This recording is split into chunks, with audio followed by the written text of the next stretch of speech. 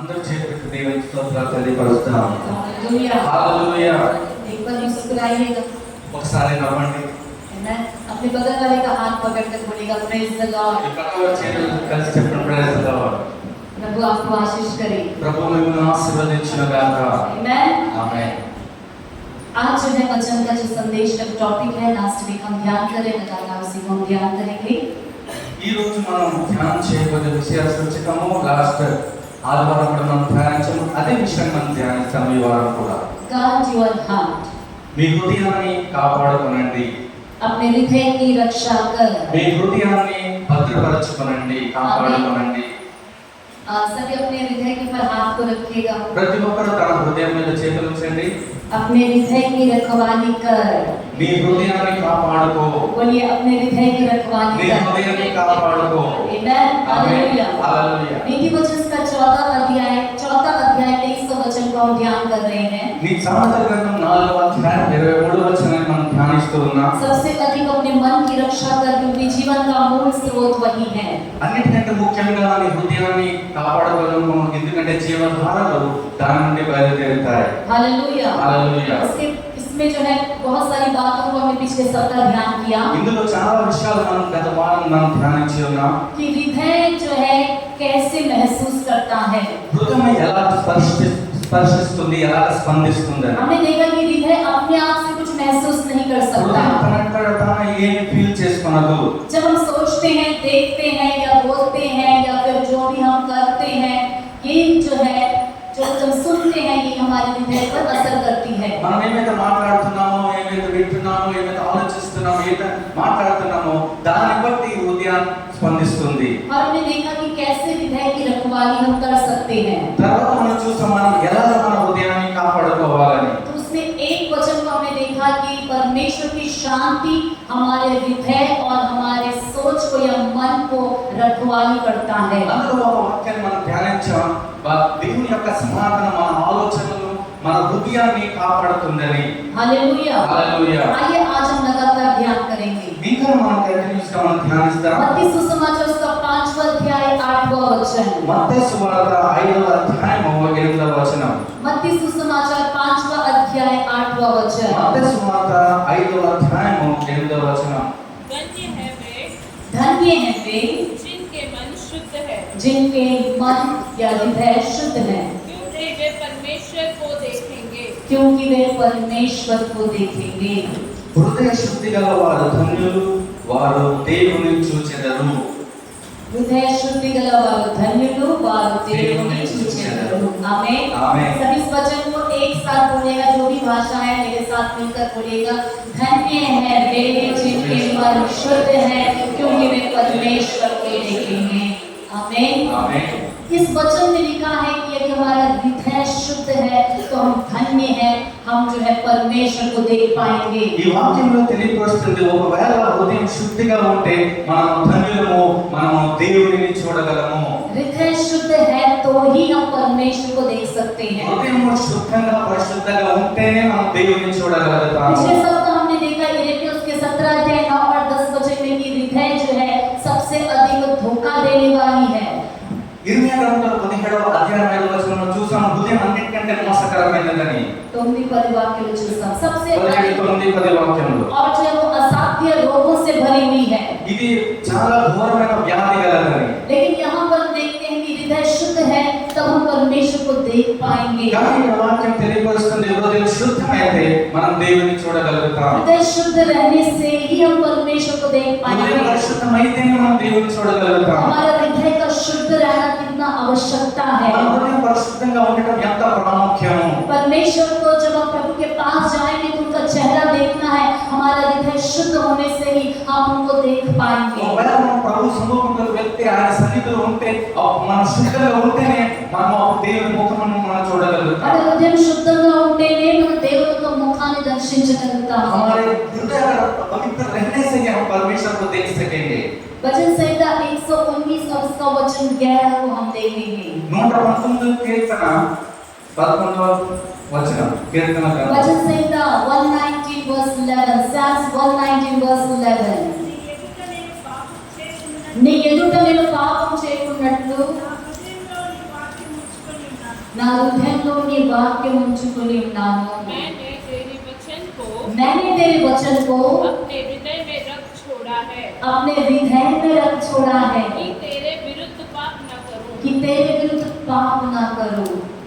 वचनकार जो है दाऊद कहता है कि मैंने जो है तेरे वचन को अपने हृदय में छिपा लिया है, रख छोड़ा है कि परमेश्वर के विरुद्ध में पाप ना करूं। సంగీతకారుడు దావీదు ఎలా అంటాడంటే నా హృదయంలో నీ వాక్యం ఉంచుకొని ఉన్నాను, ఎందుకంటే నీ ఎదుట నేను పాపం చేయకుండా. हृदय शुद्ध होने का जो है दूसरा तरीका, హృదయం పరిశుద్ధం అవడానికి ఇంకో మార్గం ఏంటంటే परमेश्वर का वचन हमारे हृदय में होना चाहिए। దేవుని వాక్యం మన హృదయంలో ఉండాలి. परमेश्वर का वचन हमें बुराई करने से बचाता है। దేవుని వాక్యం మన చెడ్డ కార్యం చేయడానికి ఆపివేస్తుంది. जिनके अंदर परमेश्वर का वचन छिपा हुआ रहता है, बना हुआ रहता है, वे पाप करने से परमेश्वर का वचन उन्हें रोक देता है। ఎవరి హృదయంలో వాక్యం నిలిచి ఉంటే, వాక్యం ఉంటే వారు పాపానికి అడ్డంగా వారు పాపం చేయలేరు. परमेश्वर का वचन जो है बहुत ही सामर्थी है। దేవుని వాక్యం ఎంతో శక్తివంతమైనది.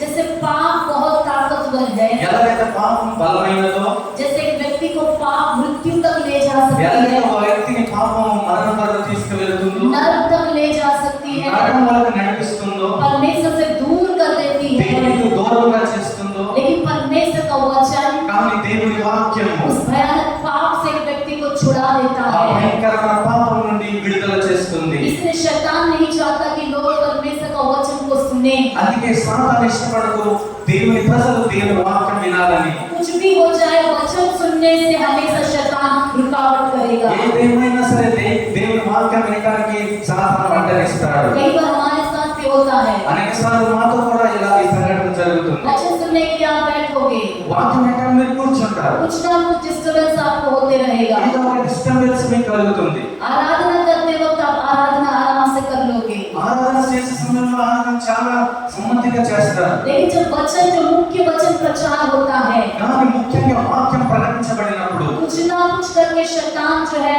वचन सुनने से रोकने की कोशिश करता కానీ है, ఏదో విధంగా సాతాను వాక్యం వినకుండా ఏదో కారణంగా అడ్డగిస్తుంది. क्योंकि शैतान वचन से डरता है। ఎందుకంటే సాతాను వాక్యానికి భయపడతాడు. शैतान का हथियार पाप है। ఎందుకంటే సాతాను యొక్క హత్యార పాపము, దానికి वेपन्स, शैतान का जो वेपन से हथियार है वो पाप है। దాని యొక్క ఆయుధాలు పాపము సాతాను యొక్క. तो वो जो है पाप का हथियार को इस्तेमाल करके और जो है कुछ डिस्ट्रैक्शंस को इस्तेमाल करके आपको वचन सुनने से भटकाना चाहता है। పాపం యొక్క ఆయుధాలు ఇంకా అనేకమైన డిస్ట్రాక్షన్ చేసి ఆ వాక్యాన్ని వెలుగుంట అడ్డగిస్తుంది. मत्ती सुसमाचार उसका 13वां अध्याय में आएंगे, మత్తయి సువార్త 11వ అధ్యాయానికి వద్దాం. उसका वचन 3 से 9 तक मैं पढ़ूंगी, आप ध्यान से सुनिएगा। 3వ వచనం నుండి 9వ వచనం వరకు నేను చదువుతాను, మీరు ధ్యానంగా వినండి. और उसने उनसे दृष्टांतों में बहुत सी बातें कही। एक बोने वाला बीज बोने निकला, बोते समय कुछ बीज मार्ग के किनारे गिरे और पक्षियों ने आकर उन्हें चुग लिया। कुछ बीज पथरीली भूमि पर गिरे, जहां उन्हें बहुत मिट्टी ना मिली और गहरी मिट्टी ना मिलने के कारण वे जल्द उग आए, पर सूरज निकलने पर वे जल गए और जड़ न पकड़ने से सूख गए। कुछ बीज झाड़ियों में गिरे और झाड़ियों ने बढ़कर उन्हें दबा डाला, पर कुछ बीज अच्छी भूमि पर गिरे और फल लाए, कोई 100 गुना, कोई 60 गुना और कोई 30 गुना। 3 to 8। ఆయన వారిని చూచి చాలా సంగతులను ఉపమాన రీతిగా చెప్పాను. ఎక్కడనగా ఇదిగో విత్తువాడు విత్తుటకు బయలువెళ్ళాను. వాడు విత్తుచుండగా కొన్ని విత్తనములు త్రోవ పక్కన పడాను. పక్షులు వచ్చి వాటిని మింగివేశారు. కొన్ని చాలా మన్ను లేని రాతి నేలను పడింది. అక్కడ మన్ను లోతుగా ఉండనందున అవి వెంటనే మొలచను, కానీ సూర్యుడు ఉదయించినప్పుడు అవి మాడి వేడి లేనందున ఎండిపోయాను. కొన్ని ముండ్ల పొదలలో పడాను. ముండ్ల పొదలు ఎదిగి వాటిని అణిచివేశాను. కొన్ని మంచి నేలను పడి ఒకటి 100 అంతలుగాను, ఒకటి 60 అంతలుగాను, ఒకటి 30 అంతలుగాను ఫలించను.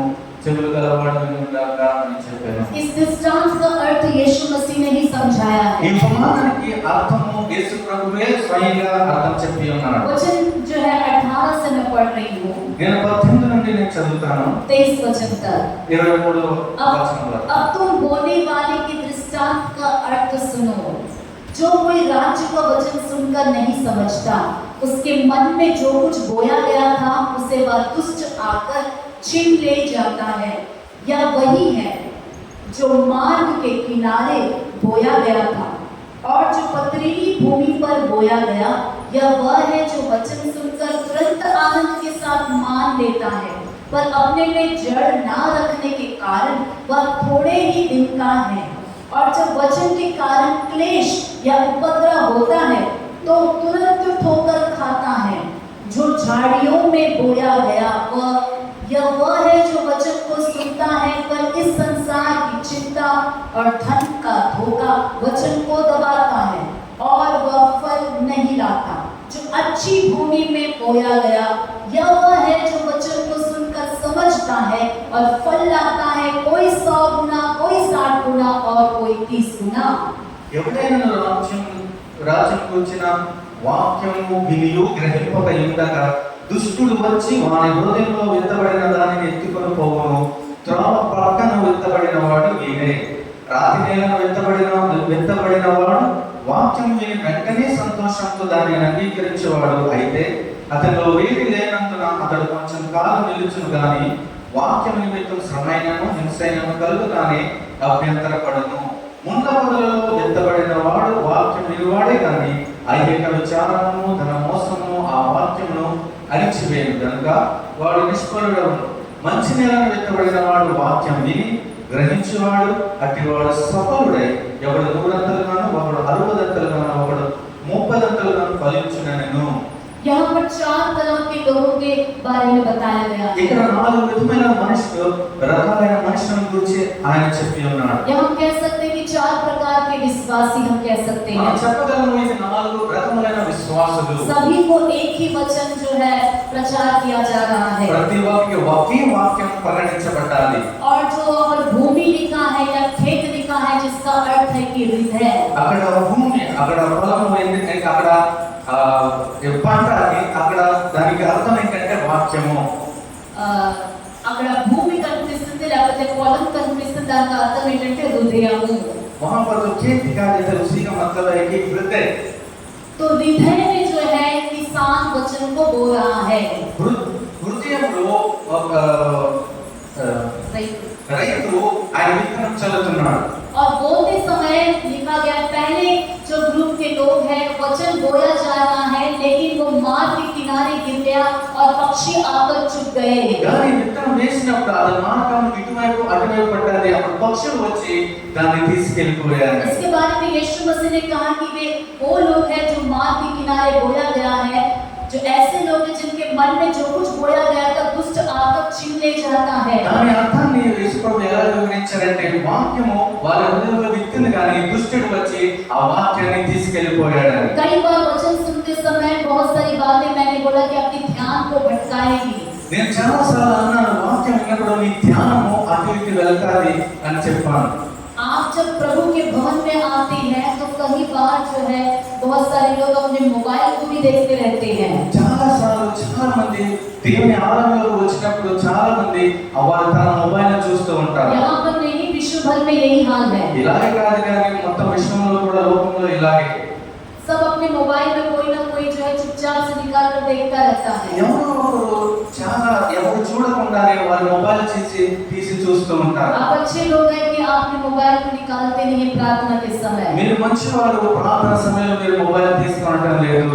लेकिन मैं एक बात आपसे बताना चाहूँगी, కానీ ఒక మాట మీతో తెలియజెప్పాలని అనుకుంటున్నాను. हम दिन भर जो है अपने मोबाइल के साथ ही रहते हैं। మనం దినమంతా మన మొబైల్తోనే ఉంటున్నాం. कहीं भी जाए मोबाइल हमारे साथ रहता है। ఎక్కడికి వెళ్ళినా మొబైల్ మనతోనే ఉంటుంది. लेकिन जब परमेश्वर के भवन में हम आते हैं, కానీ దేవుని ఆలయంలో ప్రవేశించినప్పుడు मोबाइल या तो हमारे जेब में या बैग के अंदर में होना चाहिए, మొబైల్ మన జేబులో కానీ మన బ్యాగ్లో కానీ ఉండాలి. और उसे जो है साइलेंट में रखना या फ्लाइट मोड में रखना काफी अच्छा होगा। అది సైలెంట్ గానే ఫ్లైట్ మోడ్ గానే ఉండడం చాలా మంచిది. क्योंकि उस वक्त आप जीवित परमेश्वर के सम्मुख में बैठे हैं। ఎందుకంటే అప్పుడు జీవం గల దేవుని సముఖంలో మీరు కూర్చుని ఉన్నారు. हम सप्ताह में जो है परमेश्वर को एक दिन जो है कुछ घंटों के लिए 2.5 घंटे प्रभु की उपस्थिति में समय बिताते మన हैं। మానవుడు ఒక్క దినం కేవలం 2 గంటలు మాత్రమే దేవుని సమూహంలో సమయాన్ని గడుపుతున్నాం. वो समय पूरी तरह से परमेश्वर को आदर करते हुए हमें देना ఆ चाहिए। సమయంలో దేవునికి సంపూర్ణంగా ఆదరించి గౌరవించి ఆయనకి ఆ సమయాన్ని కేటాయించాలి. हालेलुया। हालेलुया। वो समय हमें किसी और को नहीं देना ఆ चाहिए। సమయాన్ని వేరే ఎవరికీ కూడా ఇవ్వకూడదు. बहुत ज्यादा इमरजेंसी होने से ही, చాలా ఎమర్జెన్సీ అయితేనే తప్ప, मेडिकल इमरजेंसी होने से ही आप मोबाइल को ऑन में रखिएगा। మెడికల్ ఎమర్జెన్సీ అయితే తప్ప మొబైల్ ఆన్ లో ఉంచండి కానీ వేరే విషయంలో ఉండకూడదు. किसी एक को आप अंदर जो आज जो है चर्च इनवाइट करने वाले, ऐसे किसी से कांटेक्ट होने वाला है, तब आप रखिएगा। అప్పుడు చర్చ్ లో ఎవరైనా కాంటాక్ట్ చేయాలనుకుంటున్నారో బయట వాళ్ళతో అప్పటికి మొబైల్ అలా కాదు, ఎవరైనా చర్చ్ కి రావాలనుకుంటున్నారని ఆ రోజు డిపెండ్ అయి ఉన్నారు, మీతో కాల్ చేస్తాను ఫలానా వ్యక్తితో మీరు బయటకు వస్తే నేను వస్తానని ఎవరైనా మీకు మాటిస్తే అలాంటి వారి కోసం మాత్రం మీరు ఆన్ చేసి ఆ టైంలో పెట్టొచ్చు। आमीन, हालेलुया। तो ज्यादातर हो सके जितना हो सके मोबाइल बंद करिएगा। ఎంతవరకు సాధ్యమైతే మొబైల్ సైలెంట్ లో పెట్టండి. प्रभु के भवन से बाहर जाने के बाद ही अपना मोबाइल यूज करना। ప్రభు యొక్క ఆలయం నుండి బయటకు వెళ్ళిన తర్వాత తన మొబైల్ యూజ్ చేయండి. मैं फिर से बताना चाहती हूँ कि शैतान जो है वचन को सुनने नहीं देगा నేను మరొకసారి చెప్తాను, సాతాను వాక్యం విననివ్వదు. और वो डिस्ट्रैक्शंस लेकर आएगा। అది డిస్ట్రాక్షన్ తీసుకొస్తుంది. कैसे भी ध्यान भटकाना है। ఎలాగైనా మన ధ్యానాన్ని వేరే విధంగా తీసుకువెళ్తుంది. जिनका ध्यान बड़ी आसानी से भटक जाता है, ఎవరి ధ్యానం మీద చాలా సులువుగా తప్పిపోతుందో वे ही ये फर्स्ट ग्रुप के लोग हैं। వారు ఈ ఫస్ట్ గ్రూప్ లో ఉన్నవారు. वचन बोया गया, शत्रु तुरंत आकर चोरी कर लेता है। వాక్యం వింటారు కానీ వెంటనే దుష్టుడు వచ్చి ఆ వాక్యాన్ని ఎత్తుకెళ్ళిపోయాడు. शैतान आकर वचन लेकर भाग जाता है। సాతాను వచ్చి ఆ వాక్యాన్ని తీసుకొని పారిపోతాడు. यही वचन आपको आशीष देने वाली वचन है। ఈ వాక్యం నన్ను ఆశీర్వదించే వాక్యం. यही वचन आपको छुटकारा देने वाला ఈ वचन వాక్యం है। నన్ను విడుదల చేసే వాక్యం. ये वचन आपके हृदय को शुद्ध करने वाला वचन ఈ है। వాక్యం మీ హృదయాన్ని పరిశుద్ధపరిచే వాక్యం. आपकी जिंदगी कैसे होना है, कैसे नहीं होना है, सिखाने वाला वचन है। ఈ వాక్యం మీ జీవితం ఎలా ఉండాలో ఎలా ఉండకూడదో నేర్పించే ये వాక్యం. सारी आशीष के वचन को शैतान आकर आपके छुटकारे को, आपके शुद्धिकरण को, आपके आशीष को चुरा कर लेके चला जाता ఈ है। సమస్త కార్యాలను మీ ఆశీర్వాదాలను మీ విడుదలని అన్నిటిని వచ్చి ఈ దుష్టుడు ఎత్తుకెళ్ళిపోతాడు. इसलिए वचन के सुनने के समय बड़े ध्यान से वचन को सुनिएगा। అలాగే వాక్యం విన్నప్పుడు చాలా ధ్యానంగా వినండి. कई बार छोटी छोटी बातें और भी हमारे बीच में होती रहती है। చాలా కొన్ని చిన్న చిన్న విషయాలు మన జీవితంలో జరుగుతూ ఉంటాయి. यदि आगे लाइन पे कोई सुंदर से बच्चा को गोद लिया है तो ఒకవేళ ఫస్ట్ లైన్ లో ఎవరు చాలా అందమైన పిల్లని ఎత్తుకుంటే उसके पीछे ठीक आप बैठे हैं, దాని వెనకాల మీరు కూర్చున్నారు. आप वचन नहीं सुनेंगे, बच्चे से खेलते रहेंगे। మీరు వాక్యం వెనకాల పిల్లలతో ఆడుతూనే ఉంటారు. उसका रिबन क्या है, ఆ రిబ్బన్ ఏంటి, कपड़ा क्या है, బట్టలు ఏంటి, वो आपको देख के हंसते रहेगा, ఎవరు చూసి నవ్వుతూ आप ఉంటారు, भी हंसते रहेंगे। మీరు నవ్వుతారు. ध्यान से ధ్యానించండి కొంచెం. कैसे भी शत्रु जो है ध्यान भटका सकता है। ఎలాగైనా శత్రువు మీ ధ్యానాన్ని తప్పిస్తాడు. कितना भी आपको बच्चा कहने से, प्यार होने से भी, ఎలాగైనా పిల్లకి ఎంత అధికమైన ప్రేమ ఉంటేనే కానీ పిల్లలంటే ఎంత ప్రేమ ఉన్నా దేవుని వాక్యం వినే సమయంలో ధ్యానం అటు ఇటు వెళ్ళకుండా జాగ్రత్తగా వాక్యం వినాలి। बच्चे होने से कितना प्यार होने से जब वचन कहता है तो बहुत ही ध्यानपूर्वक वचन को सुनना है। और जिसके खुद के भी बच्चे हैं, अपने बच्चे से खेलते मत रहिएगा, परमेश्वर के वचन को ध्यान से सुनिएगा। చాలా పిల్లలు ఉన్నవాడు కూడా పిల్లలతో ఆడకండి, ధ్యానంగా వాక్యాన్ని వినండి. आमीन। ఆమేన్. तब शत्रु को वचन चोरी करने का मौका नहीं रहेगा। అప్పుడు శత్రువుకి దుష్టుడికి వాక్యాన్ని దొంగిలించడానికి అవకాశం ఉండదు. आमीन। ఆమేన్. వాక్యం దొంగిలించలేదు అంటే మీ ఆశీర్వాదం దొంగిలించలేదు। अगर वचन चुराए नहीं तो आपका आशीष भी चुराया नहीं जाएगा। हालेलुया। हालेलुया। आगे में देखेंगे एक और ग्रुप भी है। ఇంకా ముందుకు చూద్దాం, ఇంకొక గ్రూప్ ఉంది, సమూహం. और जो पथरीली भूमि पर बोया गया, वचन 20, वो यह वह है जो वचन सुनकर तुरंत आनंद के साथ मान लेता है, पर अपने में जड़ ना रखने के कारण वह थोड़े ही दिन का है। రాతి జ్ఞానంతో విత్తబడిన వాడు వాక్యం విని వెంటనే సంతోషంతో దాన్ని అంగీకరించేవాడు అయితే దానిలో వేరు లేనందున అతడు కొంచెంకాలం నిలుచును కానీ వాక్యం నిమిత్తమే और जब वचन के कारण क्लेश या उपद्रव होता है तो तुरंत ठोकर खाता है। అయితే వాక్యం నిమిత్తం శ్రమైనను హింసైన వచ్చినప్పుడు అభ్యంతరపడము. हालेलुया। हालेलुया। प्रभु का वचन जब प्रचार होता है, వాక్యం వైపు ప్రకటించబడినప్పుడు ये सेकंड ग्रुप के लोग ऐसे होते ఇది हैं, రెండవ సమూహం ఎలా ఉంటుంది? वचन सुनते सुनते ही बड़े आनंद से स्वीकारते हैं। వాక్యం వినంటే చాలా సంతోషంతో అంగీకరిస్తారు. ये वचन परमेश्वर ने मुझसे बात ఈ किया। వాక్యం ఈ ప్రభు ఈ వాక్యం ద్వారా నాతో మాట్లాడారు. आज का वचन बहुत अच्छा था। ఈ రోజు చాలా వాక్యం చాలా బాగుంది. 2 दिन के बाद उनसे पूछे कि क्या वचन था। 2 రోజుల తర్వాత అడిగితే ఏంటి ఆ వాక్యం అని. वचन याद नहीं है, వాక్యం జ్ఞాపకం లేదు. क्योंकि अंदर वचन जो है सुनते वक्त तो अच्छा लगा, लेकिन अंदर जड़ नहीं पकड़ा है। ఎందుకంటే విన్నప్పుడు చాలా బాగుంది కానీ లోన వేరు పట్టలేదు ఆ వాక్యం. वचन जड़ कैसे पकड़ता है? వాక్యం ఎలా వేరు పడుతుంది? वचन सुनने वाले यहीं से सुन के अच्छा है बोलकर चले जाने से जड़ नहीं पकड़ेगा। ఎందుకంటే వాక్యం వినేవాళ్ళు వాక్యం బాగుందని ఇక్కడ వినిన వెంటనే వెళ్ళిపోయిన తర్వాత ఆ వాక్యం వేరు పట్టదు.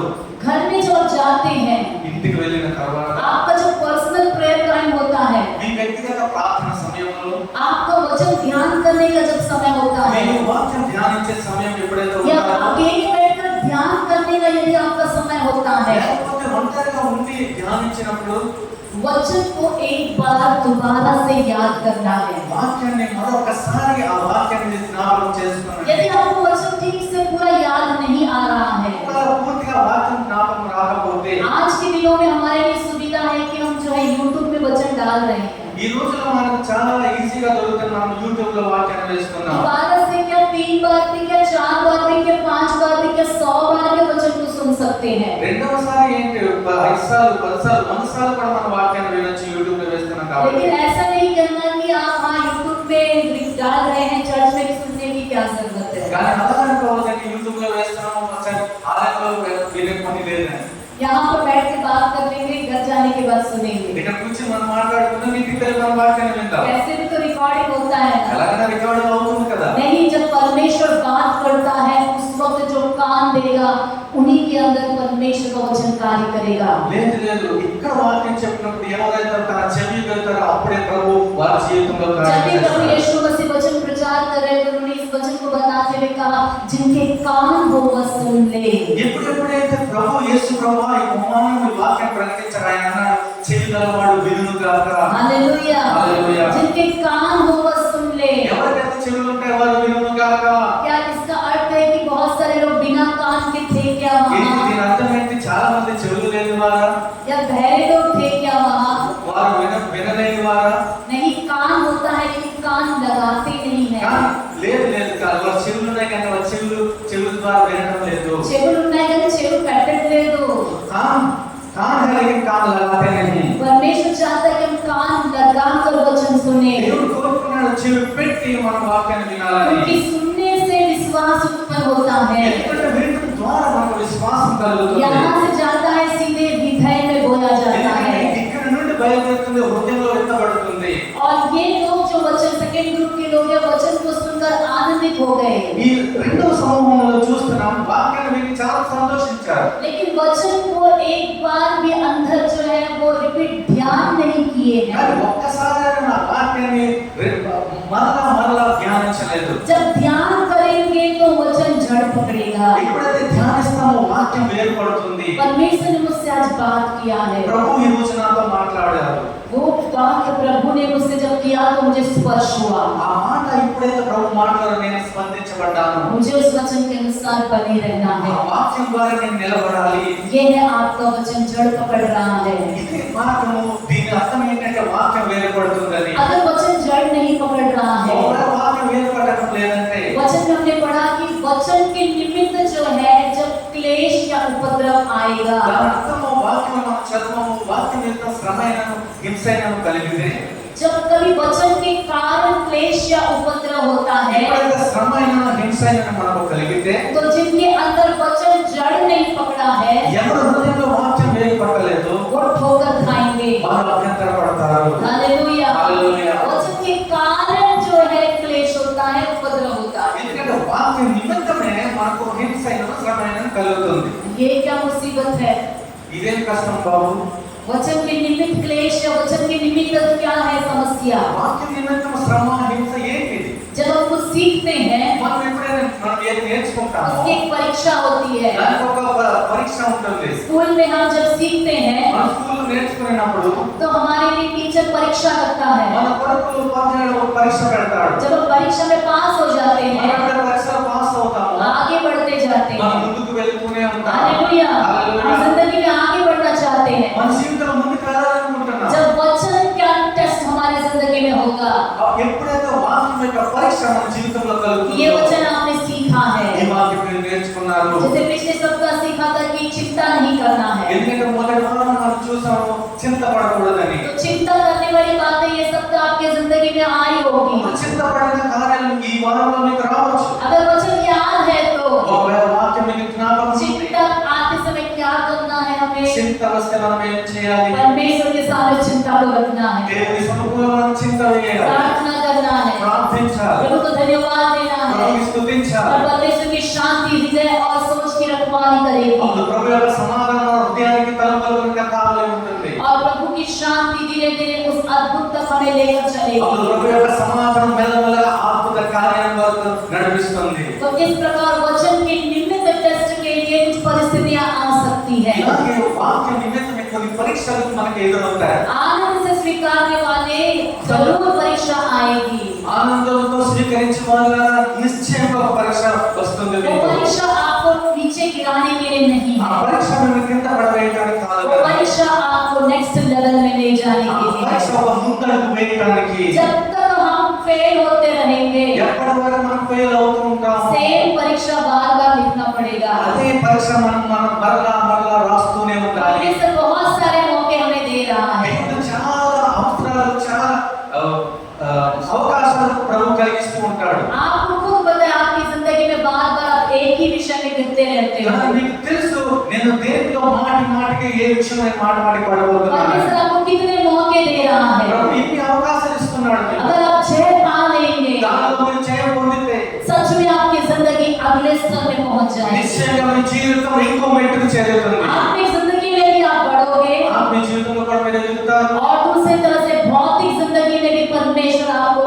ऊंचा उठाएगा। ఇంకా భౌతిక విషయంలో కూడా దేవుడు మిమ్మల్ని హెచ్చిస్తాడు. इसलिए परीक्षा अच्छी है। అందుకే పరీక్ష మంచిది. परीक्षा के समय परमेश्वर आपको अकेला नहीं छोड़ेगा। పరీక్ష సమయంలో దేవుడు నన్ను ఒంటరిగా విడిచిపెట్టాడు. उस परीक्षा में कैसे पार करना है, परमेश्वर की आत्मा आपको रास्ता भी दिखाएगा। ఆ పరీక్ష నుండి ఎలా దాటిపోవాలో దేవుని ఆత్మ మీకు మార్గాన్ని చూపిస్తాడు. परमेश्वर का वचन आपको प्रोत्साहित करेगा, उत्साहित करेगा। దేవుని వాక్యంలో ప్రోత్సాహపరుస్తుంది, ఎంకరేజ్ చేస్తుంది. जब कभी वचन प्रचार होता है कि क्रोध नहीं करना है, ఎప్పుడైతే వాక్యం ప్రకటించబడుతుందో మీరు కోపపడకూడదని. घर जाते ही छोटी सी इंसिडेंट हो जाता है जहाँ पर आग बबूला हो जाते हैं। ఇంటికి వెళ్ళిన ఒక సంఘటన జరుగుతుంది, అప్పుడు మీరు చాలా అగ్నిగా మండిపోతారు కోపంతో. परमेश्वर का वचन को मत भूलिएगा। దేవుని వాక్యాన్ని మర్చిపోకండి. प्रभु जब बात करता है तो उसी वक्त उसे हृदय में अंदर तक जाने दीजिए। ప్రభు మాట్లాడిన వెంటనే మీ హృదయంలో ఏర్పడిన ఆ వాక్యాన్ని. और तीसरा ग्रुप हम देखेंगे, మూడో సమూహాన్ని మనం చూద్దాం. जो झाड़ियों में बोया गया, ముంక పొదలలో या वह है जो वचन को सुनता है पर इस संसार की चिंता और धन का धोखा वचन को दबाता है और वह फल नहीं लाता। కొన్ని వాక్యం వినేవాడు కానీ అనేక విచారణలు, ధనమోహములు ఆ వాక్యము అణచివేయను. పడేగా ముంక పొదలలో విత్తబడిన వాడు వాక్యం వినేవాడే గాని ఐహిక విచారము, ధన మోసము ఆ వాక్యమును అణిచివేయును గనుక వాడు నిష్ఫలుడవును. मैंने बताया था कि ये सारा जो जहाँ पर वचन बोया जा रहा है उसका अर्थ है कि वो हृदय में बोया जा रहा है। నేను అన్నాను ఈ వాక్యం ఎక్కడెక్కడెక్కడ విత్తబడుతుందో అదంతా మన హృదయంలో అని. मार्ग का किनारा जैसा हृदय किसी का वचन ने दिखाया, మార్గము ప్రక్కన ఎలాగైతే వాక్యము అక్కడ విత్తబడిందో पथरीली जमीन बोल के एक हृदय को प्रभु ने दिखाया। రాతి నేలను ప్రభు ఎలాగైతే చూపించాడో अभी तीसरा है कि ये हृदय झाड़ियों वाला है। ఇలా ఇక్కడ చూస్తున్నాను ఈ హృదయం మొండ్ల పొదల వంటిది. हालेलुया। హల్లెలూయా. हृदय जिनका शुद्ध है वो परमेश्वर को देखेंगे। హృదయం ఎవరైతే పరిశుద్ధమైనదో వారు దేవుని చూస్తారు. प्रभु का वचन कहता है कि ऐसा हृदय भी है जो झाड़ियों जैसा है। కానీ దేవుని వాక్యం సెలవిస్తుంది ఇలాగ హృదయం కూడా ఉండేది. ఆ హృదయం ఎలాగంటే మొండ్ల పొదల వంటిది. झाड़ियां कहां से आ गई हृदय में? ఈ మొండ్ల పొదలు ఎలా వచ్చేసాయి హృదయంలో? संसार की चिंता, ఈ లోకానుసారమైన ఆలోచనలు, धन का धोखा, ఈ ధన మోసము, इस दुनिया की अभिलाषा, ఈ लोकం యొక్క అభిలాషలు, इस ఆశలు, दुनिया की वस्तुओं का लालच, ఈ లోకంలో వస్తువుల యొక్క ఆశలు, ये सब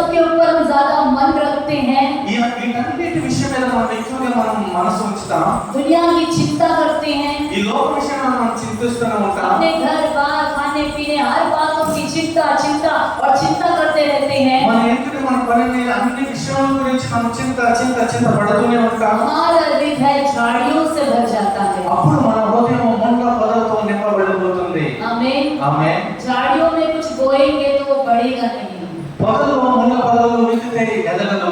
आप में से जो गार्डनिंग करना जानते हैं, మీరు గార్డెనింగ్ చేసే వారికి आपको पता है कि झाड़ी में आप जाकर कोई बीज को या पेड़ को नहीं बोएंगे। మీకు తెలుసు ఆ పొదలలో ఆ మొండ పొదలలో ఏ విత్తనాన్ని కూడా చిక్కని కూడా మీరు మొలవరు.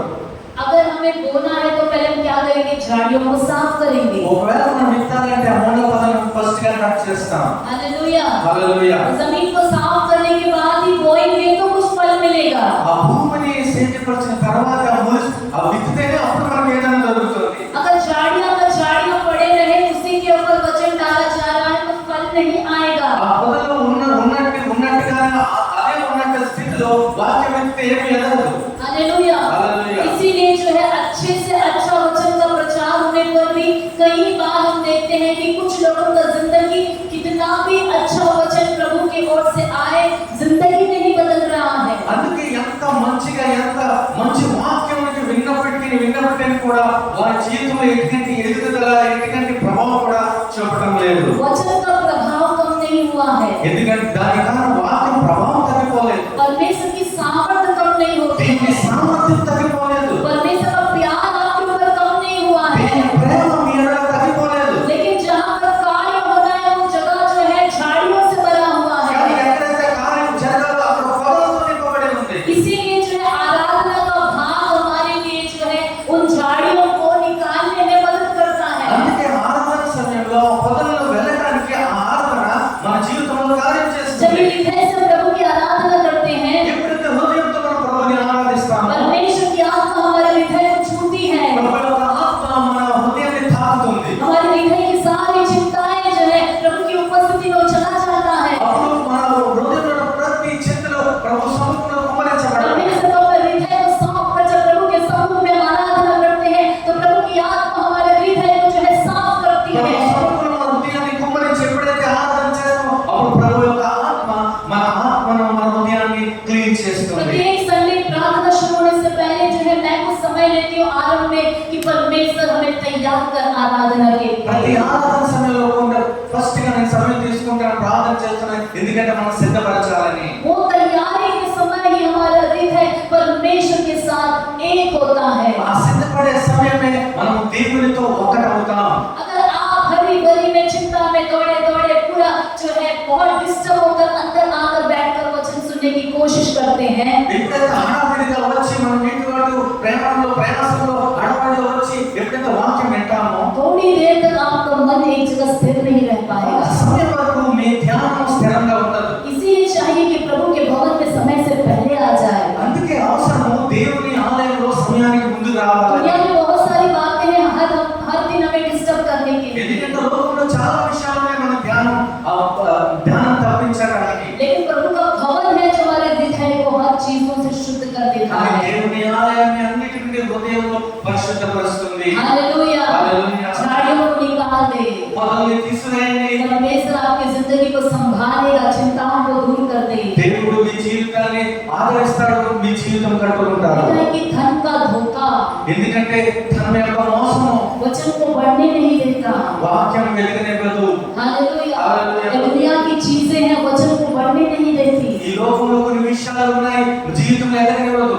आप यहाँ पर संडे अच्छा वचन सुनकर जाते हैं, ఇక్కడ ఆదివారం మంచి వాక్యం విని వెళ్తారు. यदि आप इस वचन को लेकर आप अपने घर ना जाए, ఈ వాక్యాన్ని తీసుకొని మీ ఇంటికి వెళ్ళకపోతే, यदि इस वचन को लेकर अपने ऑफिस में ना ఈ जाए, వాక్యం తీసుకొని మీ ఆఫీస్కి వెళ్ళకపోతే, वचन को लेकर अपने दिन को यदि आप ना चलाए, ఈ వాక్యం తీసుకొని మీ దినచర్యాన్ని वचन को నడిపించకపోతే, सुनकर वहीं पर यदि आप भूल जाते हैं, వాక్యాన్ని విని వెంటనే అక్కడే ఆ సమయంలో మర్చిపోతే, ये वचन आपकी जिंदगी में फल नहीं ला ఈ पाएगा। వాక్యం మీ జీవితం ఫలము రానివ్వదు. झाड़ियां दबा देगी, ఆ పనులు అణచివేస్తాయి, चिंताएं दबा देगी, చింతలు అణచివేస్తాయి. दुनिया की अभिलाषा वचन को बढ़ने नहीं देगी, లోక ఆశలు మిమ్మల్ని ఎదగనివ్వదు. दुनिया की बुरी संगति वचन को बढ़ने नहीं ఈ देगी। లోకం యొక్క సంబంధము మీ జీవితంలో ఎదగనివ్వదు. बीज अंदर तो है, విత్తనం ఉంది లోన, लेकिन कुछ चीजें से दबा रही है। కానీ కొన్ని విషయాలు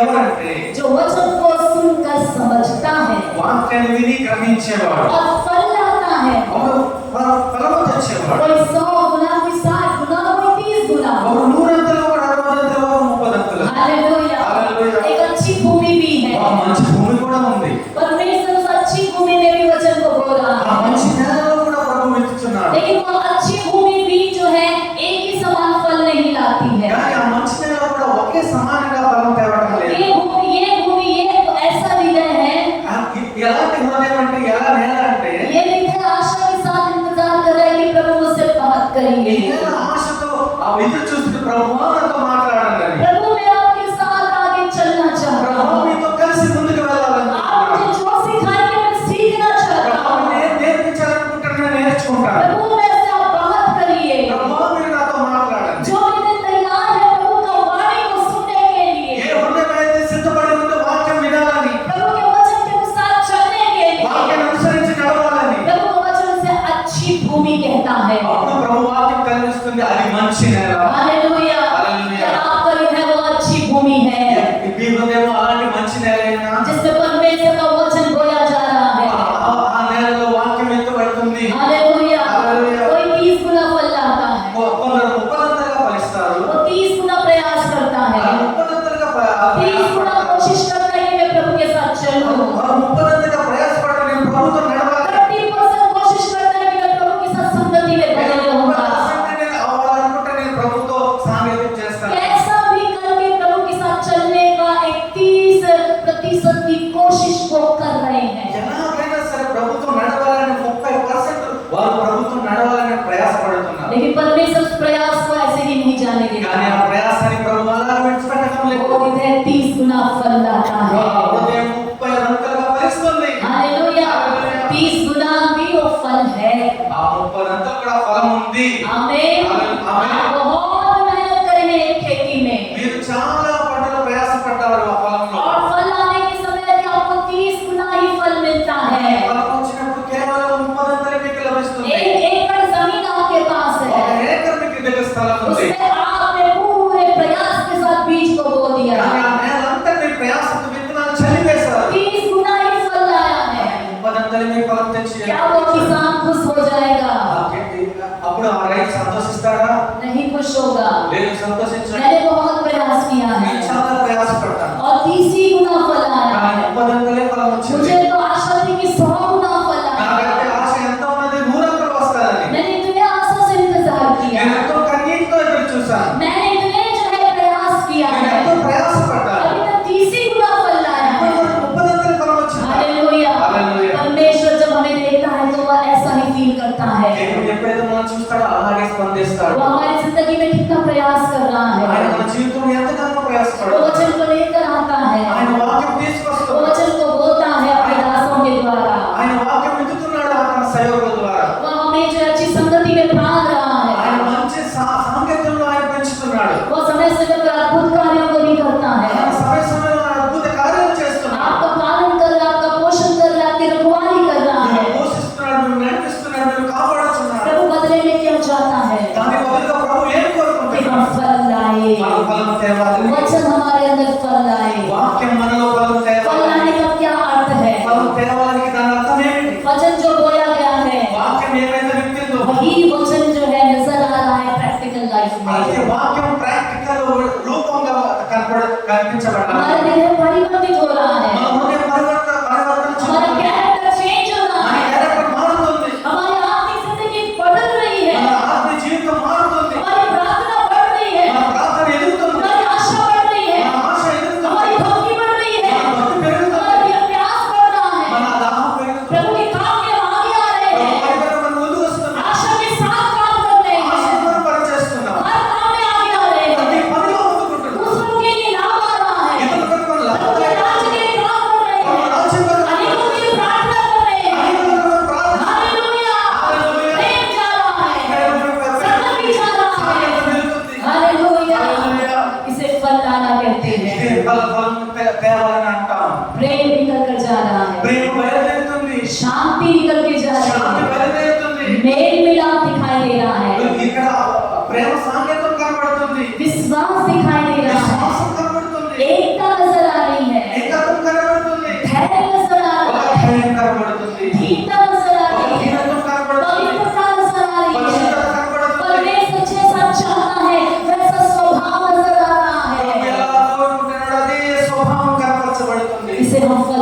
हैं। దీన్నే మనం ఫలం అంటాం. हालेलुया। हालेलुया। अगर वचन बोए जाने के बाद भी ఒకవేళ వాక్యం విత్తినప్పుడు కూడా जीवन वैसा का ही वैसा है।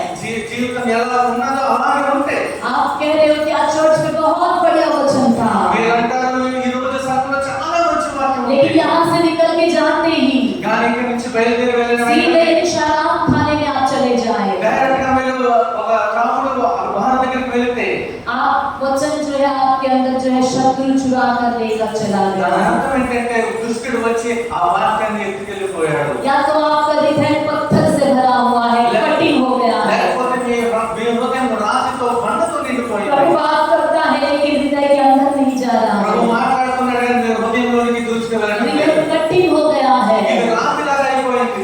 कठिन हृदय में वचन नहीं जाता ఈ है। కఠిన హృదయంలో వాక్యం వెళ్ళడం లేదు. वचन बोला जाता है, रिटर्न आता है, వాక్యం విత్తబడుతుంది కానీ రిటర్న్ వస్తుంది. क्योंकि पत्थर है।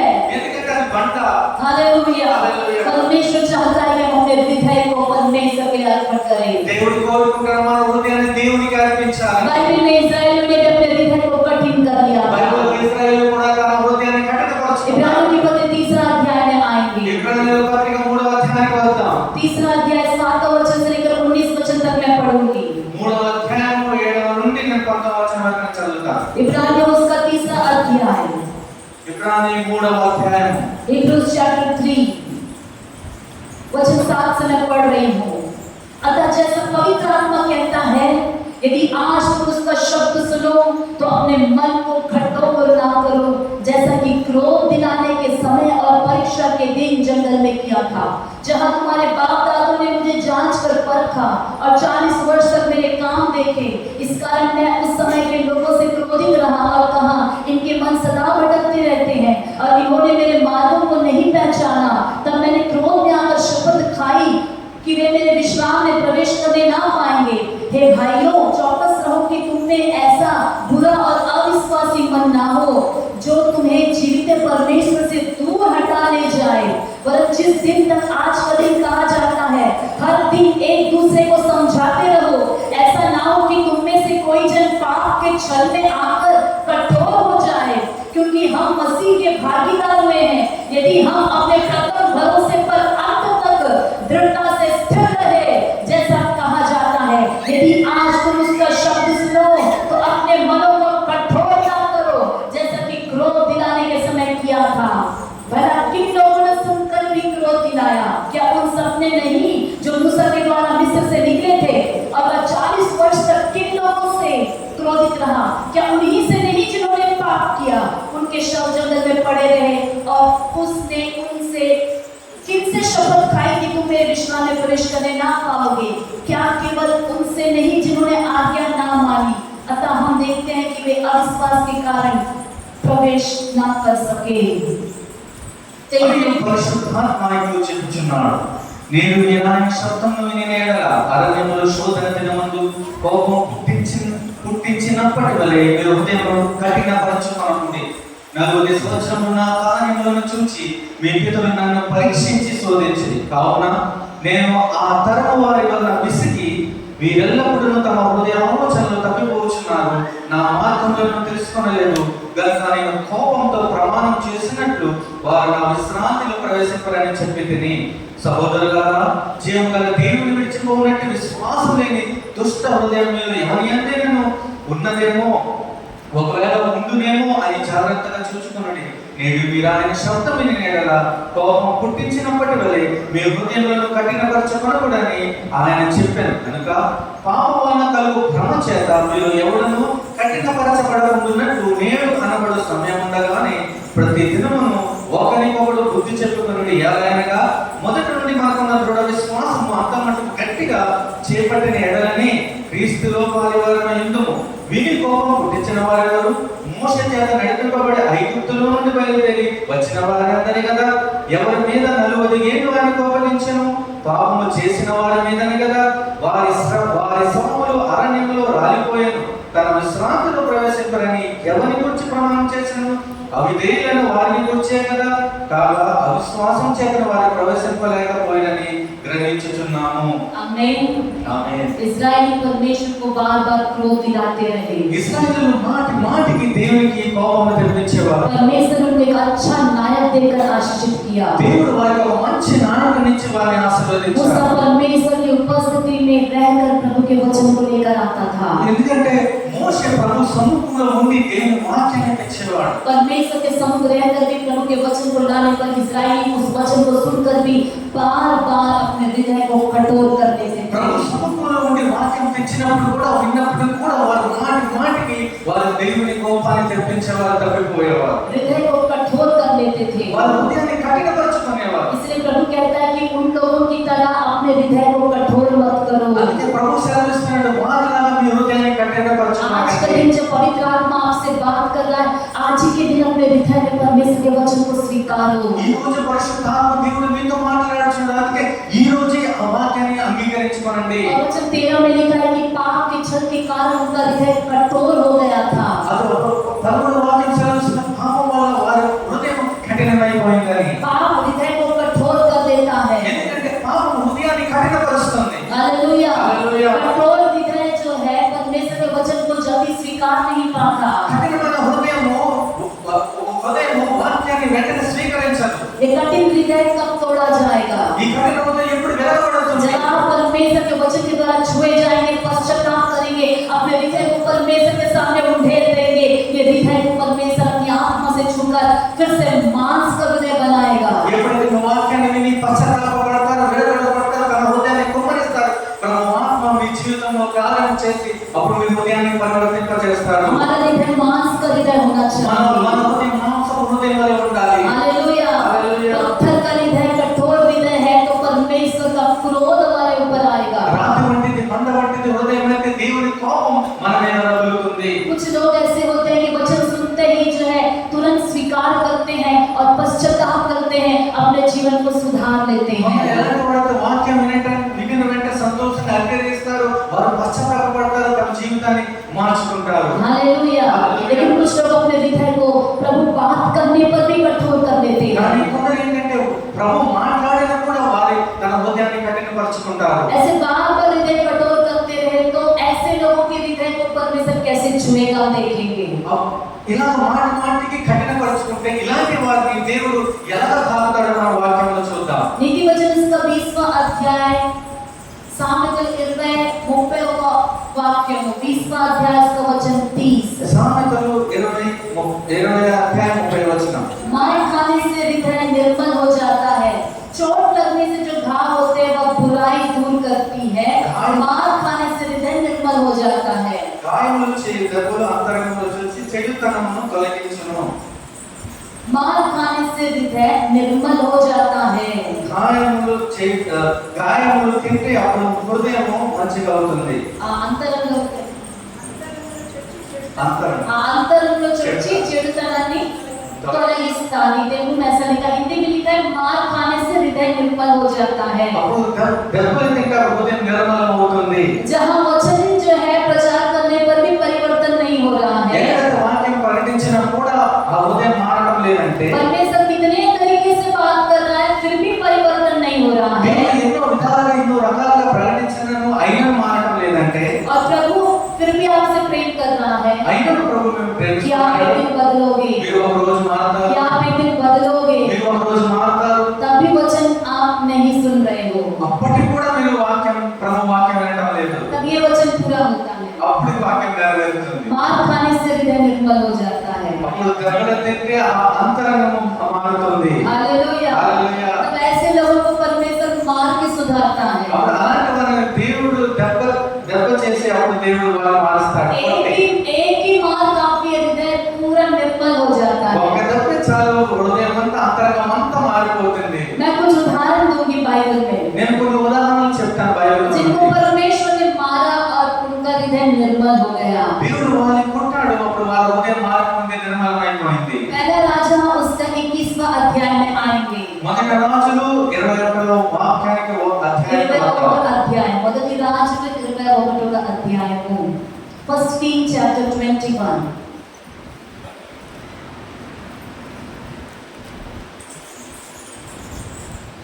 उसका मैं वचन 20 से पढ़ रही हूँ, 29 तक ध्यान से सुनिएगा। एलिया को देखकर अहाब ने कहा, हे मेरे शत्रु एलिया भविष्यवक्ता है, अहाब जो है इस्राएल का राजा है। एलिया को देखकर अहाब ने कहा, हे मेरे शत्रु, क्या तूने मेरा पता लगाया है? उसने कहा, हाँ लगाया तो है, और इसका कारण यह है कि जो यहोवा की दृष्टि में बुरा है उसे करने के लिए तूने अपने को बेच डाला है। मैं तुझ पर ऐसी विपत्ति डालूंगा कि तुझे पूरी रीति से मिटा डालूंगा, और अहाब के घर के एक एक लड़के को, और क्या बंधुए क्या स्वाधीन, इस्राएल में हर एक रहने वाले को भी नष्ट कर डालूंगा। और मैं तेरा घराना नाबाल के पुत्र यारोबाम और अहिया के पुत्र बाशा का सा कर दूंगा, इसलिए कि तूने मुझे क्रोधित किया है और इस्राएल से पाप करवाया है। और इजेबेल के विषय में यहोवा यह कहता है, इस्राएल के किले के पास कुत्ते इजेबेल को खा डालेंगे। अहाब का जो कोई नगर में मर जाएगा उसको कुत्ते खा लेंगे, और जो कोई मैदान में मर जाएगा उसको आकाश के पक्षी खा जाएंगे। सचमुच अहाब के तुल्य और कोई ना था जिसने अपनी पत्नी इजेबेल के उकसाने पर वह काम करने को जो यहोवा की दृष्टि में बुरा है अपने को बेच डाला था। वह तो उन एमोरियों के समान जिनको यहोवा ने इस्राएलियों के सामने से देश से निकाला था बहुत ही घिनौने काम करता था, अर्थात मूर्तों की उपासना करने लगा था। एलिया के ये वचन सुनकर, यहाँ से सुनिएगा, यहाँ से एलिया के इन वचन सुनकर अहाब ने अपने वस्त्र फाड़े और अपनी देह पर टाट लपेटकर उपवास करने और टाट ही ओढ़े पड़ा रहने लगा और दबे पांव चलने लगा। तब यहोवा का वचन तिप्सी एलिया के पास पहुंचा, क्या तूने देखा है कि अहाब मेरे सामने नम्र बन गया है? इस कारण कि वह मेरे सामने नम्र बन गया है, मैं वह विपत्ति उसके जीते जी उस पर ना डालूंगा, परंतु उसके पुत्र के दिनों में मैं उसके घराने पर वह विपत्ति भेजूंगा। 27-28 सिर्फ तेलुगु में पढ़ेगा। అహాబు ఆ మాటలు విని తన వస్త్రములు చింపుకొని గోనె పట్ట కట్టుకొని ఉపవాసం ఉండి గోనె పట్ట మీద పరుండి వాక్యలు పడుచుండగా యెహోవా వాక్కు తిష్బీయుడైన ఏలియాకు ప్రత్యక్షమై ఇలా సెలవిచ్చాను, అహాబు నాకు భయపడి వినయముగా ప్రవర్తించుట చూచితివా? నాకు భయపడి అతడు వినయముగా ప్రవర్తించుట చేత ఆ అపాయము అతని కాలమునందు సంభవింపకుండా ఆపి అతని కుమారుని కాలమందు అతని కుటుంబీకుల మీదికి నేను దాన్ని రప్పించెదను। अहाब को जो है तब तक परमेश्वर का भय नहीं था। ఆమెకి అప్పటి వరకు దేవుని భయం లేదు। परमेश्वर के विरोध में बहुत सारे कार्यों को उसने किया। దేవునికి విరోధంగా ఎన్నో కార్యాలు చేశాడు। इजेबेल को शादी करके पूरा देश को उसने नाश कर दिया। ఇజ్రాయేలు వివాహం చేసి తన దేశాన్ని అంతటా నాశనం చేశాడు। इस्राएल के कितने भविष्यवक्ताओं को मरा दिया। ఇజ్రాయేల్ ఎన్నో ప్రవక్తలను ఆయన చంపివేశాడు। और यहाँ तक कि नाबोत नामक एक निर्दोष व्यक्ति को भी उसने मार डाला, उसके खेत को लूट लिया। ఆ నిర్దోషమైన నాబోతు అనే వ్యక్తిని ఆయన పంటను ఆయన అక్రమంగా తీసుకున్నాడు, తర్వాత అతను చంపివేశాడు। वो आइडिया सब उसकी पत्नी दे रही थी। ఐడియాలో ఆ అన్నిటితో కూడా తన భార్యనే ఇస్తుండేది। पत्नी का बात सुन के अपने आप को उसने बेच डाला। భార్య మాట విని తను తాను అమ్ముకున్నాడు। और परमेश्वर ने देखा जब उसका पाप का घड़ा भर गया। ఎప్పుడైతే దేవుడు చూశాడో తన పాపం యొక్క భారం ఎప్పుడైతే తిరిగిపోయిందో तब परमेश्वर अपने दास एलिया को उनके पास भेजा। అప్పుడు తన దాసుడని ఏలియాను తన ప్రవక్తను ప్రభువు ఆయన వద్దకు పంపించాడు। एलिया ने सीधे कहा कि परमेश्वर तुम्हारा न्याय करने वाला है। ఏలియా సూటిగా అన్నాడు, ప్రభువు నీకు న్యాయం తీర్చును। जितने भी पाप तूने किए हैं अब सारे पाप का जो है बदला तुम्हें मिलने वाला है। ఏ పాపము చేసావో దానికి ప్రతిఫలం నీకు వస్తుంది। बहुत ही भयानक मौत तेरी होने वाली है ఎంతో భయంకరమైన మరణం నీకు లభిస్తుంది। और सब कुछ तेरा नाश हो जाएगा। ప్రతిదీ కూడా నాశనం అవుతుంది। और इजेबेल के जो है लहू को कुत्ते चाटेंगे। ఇశ్రాయేలు యొక్క రక్తం కుక్కలు నాకుతాయి। जब ये सारी बातों को अहाब ने सुना, ఈ మాటలన్నిటినీ అహాబు ఎప్పుడైతే విన్నాడో आज अहाब ने अपने हृदय को कठोर नहीं किया। ఈ రోజు అహాబు తన హృదయాన్ని కఠినపరచుకోలేదు। उसने अपने वस्त्र को फाड़ा, ఆయన తన వస్త్రాలు చింపుకున్నాడు। उपवास के साथ वो ठाट ओढ़कर परमेश्वर के सम्मुख में बैठ गया। ఉపవాసం ఉండి గోనె పట్ట కట్టుకొని ఆయన ప్రభు సముఖంలో కూర్చున్నాడు। और वचन लिखा है कि टाट ही ओढ़े पड़े रहने लगा। అప్పుడు వాక్యం తెలుసు, గోనె పట్ట మీద పరుండి వాక్యలు పడుచుండగా दबे पांव चलने लगा। ఆయన వాక్యం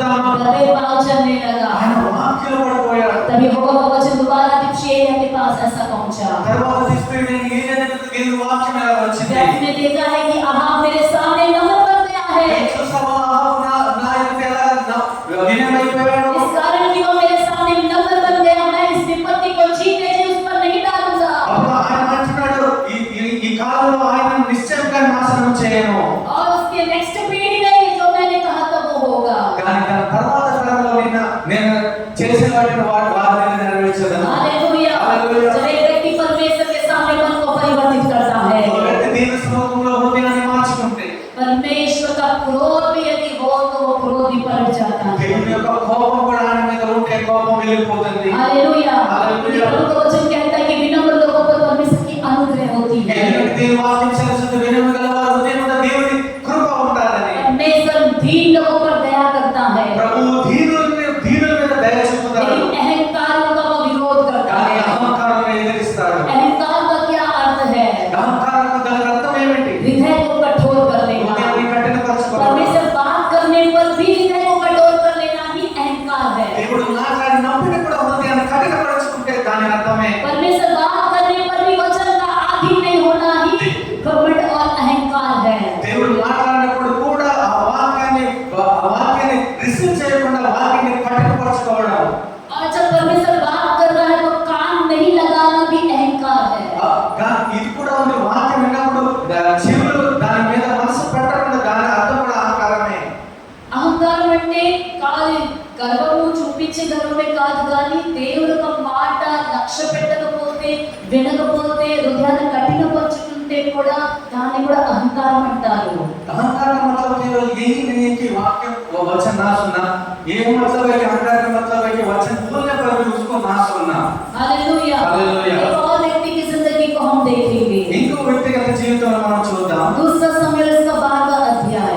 రెండవ సమూయేలు 12వ అధ్యాయం यह व्यक्ति भी जो है मार लगने पर परमेश्वर के सामने कैसे परिवर्तित होता है हम देखेंगे। ఈ వ్యక్తిని కూడా మనం చూద్దాం దీని యొక్క దెబ్బ తగిలిన తర్వాత ఎలా మారిపోయాడని हालेलुया। हालेलुया। दूसरा समूएल का 12वां अध्याय, రెండవ సమూయేలు 12వ అధ్యాయం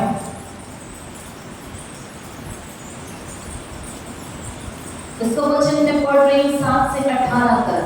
7 నుండి 11 వరకు నేను చదువుతాను तब नातान ने दाऊद से कहा, तू ही वह मनुष्य है। इस्राएल का परमेश्वर यहोवा यूं कहता है, मैंने तेरा अभिषेक करके तुझे इस्राएल का राजा ठहराया और मैंने तुझे शाऊल के हाथ से बचाया, फिर मैंने तेरे स्वामी का भवन तुझे दिया और तेरे स्वामी की पत्नियां तेरे भोग के लिए दी, और मैंने इस्राएल और यहूदा का घराना तुझे दिया था, और यदि यह थोड़ा था तो मैं तुझे और भी बहुत देने वाला था। तूने यहोवा की आज्ञा तुझे जानकर वह काम किया जो उसकी दृष्टि में बुरा है। हित्ती उरिय्याह को तूने तलवार से घात किया, उसको पत्नी को अपनी कर लिया, उरिय्याह को अमोरियों की तलवार से मरवा डाला। इससे अब तलवार तेरे घर से कभी दूर ना होगी, क्योंकि तूने मुझे तुझ जानकर हित्ती उरिय्याह की पत्नी को अपनी पत्नी कर लिया है। यहोवा यूं कहता है, सुन, मैं तेरे घर में से विपत्ति उठाकर तुझ पर डालूंगा और तेरी पत्नियों को तेरे सामने लेकर दूसरों को दूंगा, और वह दिन दोपहर में तेरी पत्नियों से कुकर्म करेगा। तूने तो वह काम छिपा कर किया, पर मैं यह काम सब इस्राएलियों के सामने दिन दोपहर में करूंगा। तब दाऊद ने नातान से कहा, मैंने यहोवा के विरुद्ध पाप किया है। नातान ने दाऊद से कहा, यहोवा ने तेरे पाप को दूर किया है, तू ना मरेगा। तो भी तूने जो इस काम के द्वारा यहोवा के शत्रुओं को तिरस्कार करने का बड़ा अवसर दिया है, इस कारण तेरा जो बेटा उत्पन्न हुआ है वह अवश्य ही मरेगा। तब नातान अपने घर चला गया। तेलुगु में पढ़ने की आवश्यकता नहीं है। तो उस जगह पर हम देखते हैं कि दाऊद ने जो पाप किया, उरिय्याह को मरवा डाला, उरिय्याह की पत्नी को अपनी पत्नी कर दिया। ఇక్కడ మనం చూస్తున్నాం దావీదు ఊరియాని చంపేసిన తర్వాత ఊరియా యొక్క భార్యను తన భార్యగా చేసుకున్నాడు हालेलुया। హల్లెలూయా इस महापाप के कारण ఈ గొప్ప మహాపాపం యొక్క కారణంగా परमेश्वर का क्रोध दाऊद के ऊपर उतर कर आया। దేవుని యొక్క కోపము దావీదు మీద రగులుకుంది परमेश्वर ने कहा कि दाऊद तुझ पर मैं विपत्ति डालूंगा। ప్రభు అంటే నీ మీద విపత్తులు వేస్తానని तुरंत दाऊद जो अपने पाप का अंगीकार करने लगा। ఎప్పుడైతే దావీదు తన పాపమును అంగీకరించాడో Immediately గా दाऊद పాపను అంగీకరించాడు।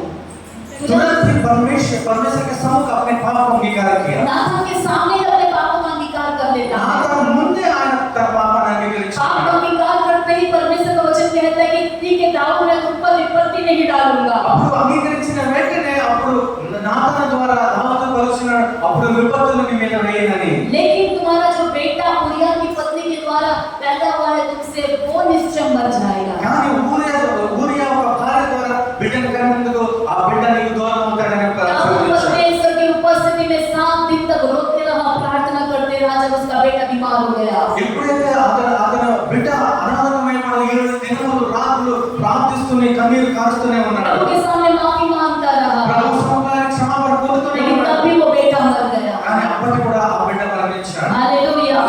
ये घटना के बाद ఈ సంఘటన తర్వాత दाऊद परमेश्वर के सामने पूरे हृदय से पश्चाताप करता है। దావీదు ప్రభు సముఖంలో పూర్ణ హృదయంతో इसे పశ్చాత్తాపపడ్డాడు. हम वचन संहिता 51 में हम देखते हैं। అందుకే కీర్తన గ్రంథం 51లో మనం చూస్తాం. ये घटना के बाद ही वो जो प्रार्थना की पश्चाताप की प्रार्थना वो भजन में दिखाता ఈ है। సంఘటన తర్వాతే ఆ ప్రార్థన ఆ 51 కీర్తనలో మనం చూస్తాం. देखिए भजन 51 చూద్దాం మనం కీర్తన గ్రంథం 51. एक मिनट।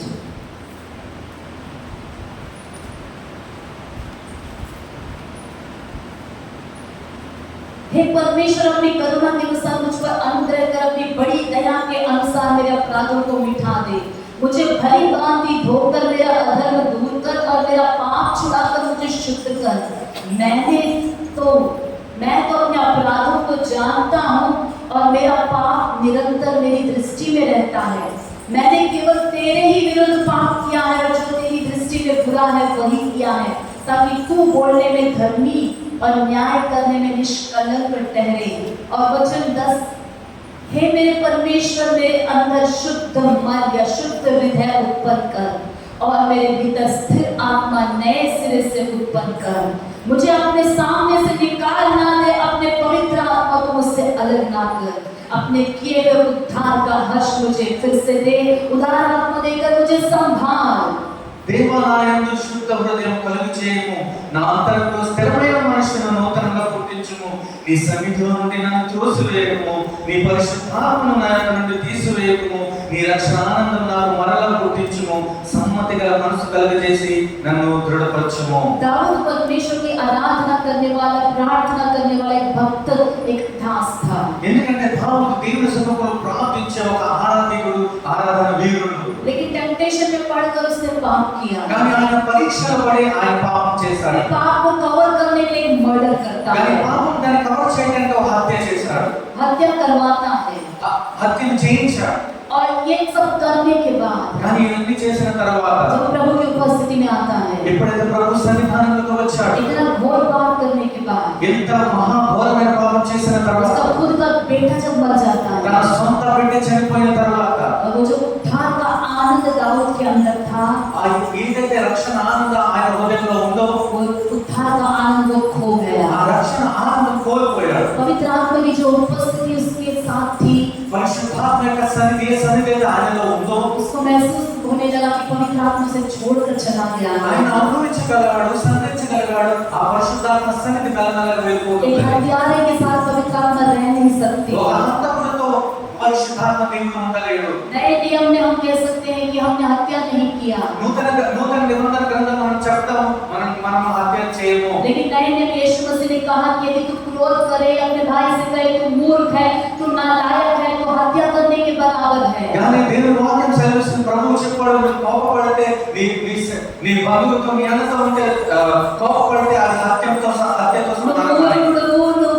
పనికిరాని వాడము అని మాటలంటే కూడా హత్యతోనే సమానము। अब तू निकम्मा है, तू कोई काम नहीं, ऐसा कहने से ही हत्या करने का बराबर है. ये सारे पाप जब हम करते हैं तो परमेश्वर का आनंद हम खो जाते हैं। ఇవన్నీ పాపం చేస్తే మన హృదయంలో నుండి దేవుని ఆనందాన్ని కోల్పోతాం. प्रभु के विरोध जब कुछ भी करते हैं तो प्रभु का उद्धार का आनंद हम खो जाते ప్రభు हैं। విరోధంగా మనం ఏం చేసినా ప్రభు యొక్క రక్షణ ఆనందాన్ని మనం కోల్పోతాం. लेकिन दाऊद प्रभु के सामने विनती कर करके गिड़गिड़ा कर टूटे हुए हृदय के साथ रो रो कर पश्चाताप करता కానీ है। దావీదు దేవుని సన్నిధానంలో హృదయాన్ని కుమ్మరించి విరిగి నలిగిన మనసుతో ఆయన ప్రార్థించాడు. प्रभु ने उसे धोकर शुद्ध किया, కానీ ప్రభు ఆయన శుద్ధీకరించాడు. वापस से उद्धार का आनंद से उसे भर ఆయన दिया, రక్షణ ఆనందంతో फिर से నింపివేశాడు. पवित्र आत्मा से भर दिया। వాళ్ళ పరిశుద్ధాత్మతో నింపివేశాడు. हालेलुया। हालेलुया। जी हाँ, जब हम वचन से परिवर्तित नहीं होते हैं, అవును ప్రియులారా, ఎప్పుడైతే మనం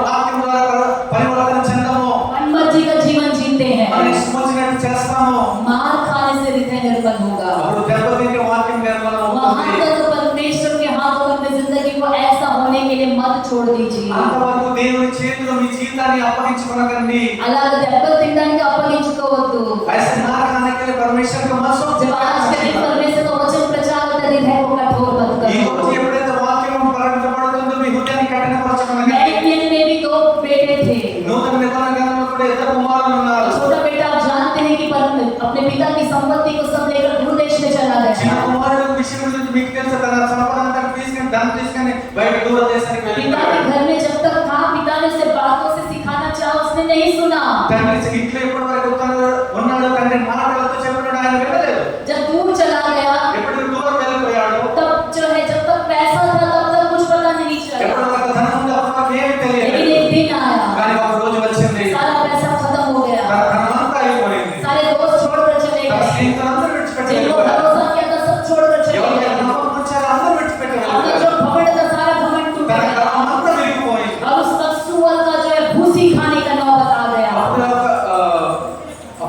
పగలు ఒక పుట్టిన తినడానికి ప్రారంభించాడు. उस दिन मार लगने के बाद उसे अक्ल आई, అప్పుడు ఆ దెబ్బ తిన్న తర్వాత ఆయన మెలుగు వచ్చింది. तब पश्चाताप करता है, అప్పుడు పశ్చాత్తాపపడ్డాడు. तब लौट कर आता అప్పుడు है। తిరిగి मार వచ్చాడు. खाने के बाद उसका हृदय निर्मल దెబ్బ हुआ। తిన్న తర్వాత ఆయన హృదయం మారిపోయింది. हालेलुया। हालेलुया। आज जो भी मार जो हमें मिल रहा ఈ है, రోజు ఏ దెబ్బలు అయితే మనకు తగులుతున్నాయో वो हमारे हृदय को निर्मल करने के लिए है, అది మన హృదయం నిర్మలం అవడానికి, हमें नाश करने के लिए नहीं మన है। నాశనం చేయడానికి कभी కాదు. कई बार कोई छोटा छोटा दुख की बात ही हमें जो है दिल को तोड़ देती है। అప్పుడప్పుడు కొన్ని చిన్న చిన్న దుఃఖ విషయాలు మన హృదయాన్ని పగలగొడతాయి. छोटा से कोई डिस्टर्ब कर हृदय टूट जाता है। చిన్న విషయాన్ని చెప్తారు, మన హృదయం పగిలిపోతుంది. वो हृदय टूटने की वजह से आप रोते हो। ఆ హృదయం పగలటం వల్ల మీరు ఏడుస్తారు. आपका हृदय जब रोता है तो आपके लिए अच्छा है। అప్పుడు మీరు హృదయం వేస్తారు, మీకు మంచిది. जब आप रोते हो तो आपके लिए अच्छा है। ఎప్పుడు మీరు ఏడుస్తారో అది మీకు మంచిది. परमेश्वर के समुख में हृदय टूटना चाहिए, ఎందుకంటే ప్రభు సముఖంలో హృదయం వెలగాలి. चाहे पुरुष हो या स्त्री हो, हृदय टूटना चाहिए। అది పురుషుడైనా స్త్రీ అయినా మీ హృదయం వెలగాలి. हृदय टूट कर यदि आप रोगे, హృదయం విరిగి మీరు ఏడిస్తే ये हृदय निर्मल होगा। ఈ హృదయం నిర్మలం అవుతుంది. हालेलुया। हालेलुया। इसमें पत्थर जैसा स्वभाव निकल जाएगा, దాంట్లో బండలాంటి స్వభావం వెళ్ళిపోతుంది. ये हार्ट सॉफ्ट हो ఇది जाएगा, మెత్తగా అయిపోతుంది. परमेश्वर की बात सुनने वाला हृदय हो ఆ जाएगा, దేవుని మాటలు వినే రీతిగా ये మారిపోతుంది. हृदय निर्मल होते ఈ जाएगा, హృదయం మెల్లమెల్లగా నిర్మలం అవుతుంది. हृदय शुद्ध हो जाएगा। హృదయం శుద్ధం और तब శుద్ధపరచబడుతుంది. जैसे प्रभु का वचन मत्ती सुसमाचार 5:8 का वचन कहता है అప్పుడు ఎలాగైతే 5వ అధ్యాయంలో 8వ వాక్యం సెలవిస్తుందో, कि जिनके हृदय शुद्ध हैं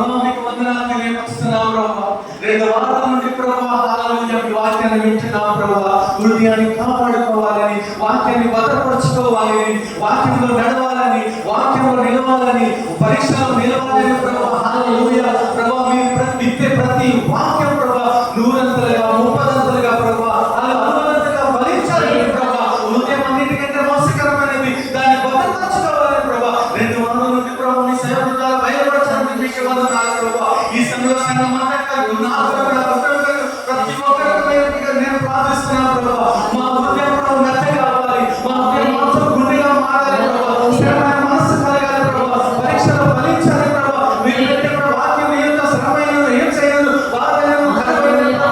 వాక్యంలో నిలవాలి ప్రభువా. వాక్యంలో స్థిరపడాలి ప్రభువా. వాక్యంలో ఫలించాలి ప్రభువా. పరీక్షలో ముందుకు వెళ్ళాలి ప్రభువా. వాక్యంలో ముందుకు వెళ్ళాలి ప్రభువా. ఆత్మ జీవితంలో ఎదగాలి ప్రభువా. పరిశుద్ధాత్మలో ఎదగాలి ప్రభువా. దేవునిలో ఎదగాలి ప్రభువా. మా వంశంలో, మా జీవితంలో మెట్టుమెట్టుకు ముందుకు వెళ్ళాలి ప్రభువా. నూరంతలుగా ప్రభువా.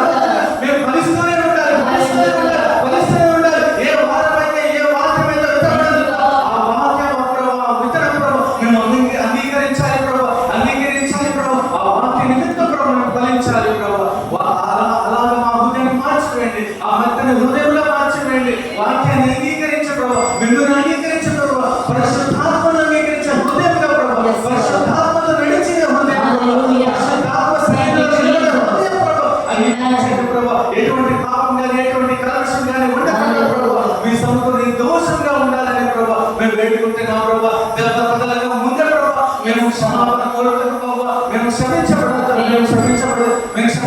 ప్రభువా మీ సముఖంలో నిర్దోషంగా ఉండడానికి కృప దయచేయండి, ఆశీర్వదించండి, దీవించండి ప్రభువా. మా ప్రార్థన ఆలకించినందుకు మీకే వందనాలు. యేసుక్రీస్తు నామములో ప్రార్థన చేస్తున్నాం తండ్రి. आमीन आमीन। स्पेशल सॉन्ग गीत गाते वक्त प्रभु के दान